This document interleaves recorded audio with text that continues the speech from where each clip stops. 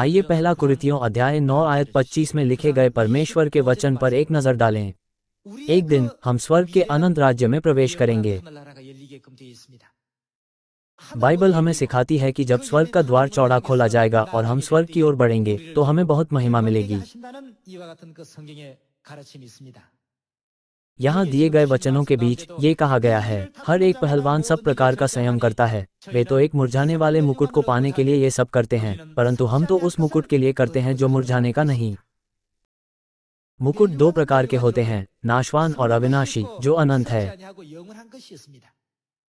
इस कारण से ये लिखा गया है कि हमें वो मुकुट प्राप्त करने के लिए कड़ी मेहनत करनी चाहिए जो सदा तक रहेगा।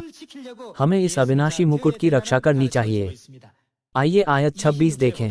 इसलिए मैं तो इसी रीति से दौड़ता हूँ, परंतु लक्ष्यहीन नहीं। मैं भी इसी रीति से मुक्कों से लड़ता हूँ, परंतु उसके समान नहीं जो हवा पीटता हुआ लड़ता है। जैसा हम चाहते हैं वैसा जीने के बजाय हमें ये सोचना चाहिए, मैं अपने अनंत जीवन के मुकुट की रक्षा कैसे कर सकता हूँ? मुझे क्या करना चाहिए? मैं परमेश्वर को कैसे महिमा दे सकता हूँ? मैं सामरिया में और पृथ्वी की छोर तक परमेश्वर के नाम की महिमा कैसे चमका सकता हूँ? इस तरह हमें अपने कार्यों से परमेश्वर को प्रसन्न करने के बारे में सोचना चाहिए। लक्ष्यहीन दौड़ना या हवा को पीटना कितना व्यर्थ है।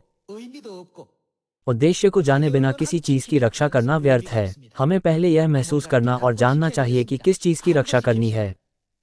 इसलिए यहाँ ये लिखा है, इसलिए मैं तो इसी रीति से दौड़ता हूँ, परंतु लक्ष्यहीन नहीं। मैं भी इसी रीति से मुक्कों से लड़ता हूँ, परंतु उसके समान नहीं जो हवा पीटता हुआ लड़ता है। मुझे अनंत जीवन और स्वर्ग के राज्य की रक्षा करनी चाहिए। मुझे स्वर्ग का राज्य देने की परमेश्वर की प्रतिज्ञा पर विश्वास करना चाहिए। मुझे अपना विश्वास बनाए रखना चाहिए। मुझे सत्य की रक्षा करनी चाहिए। यही वो सार है जिसकी रक्षा के लिए हमें प्रयास करना चाहिए। इसके लिए हमें खुद को समर्पित करना चाहिए। हमें कभी भी खोल के प्रति आसक्त या धोखा नहीं खाना चाहिए और अंत में सार को खो देना चाहिए। आपका बहुत बहुत धन्यवाद।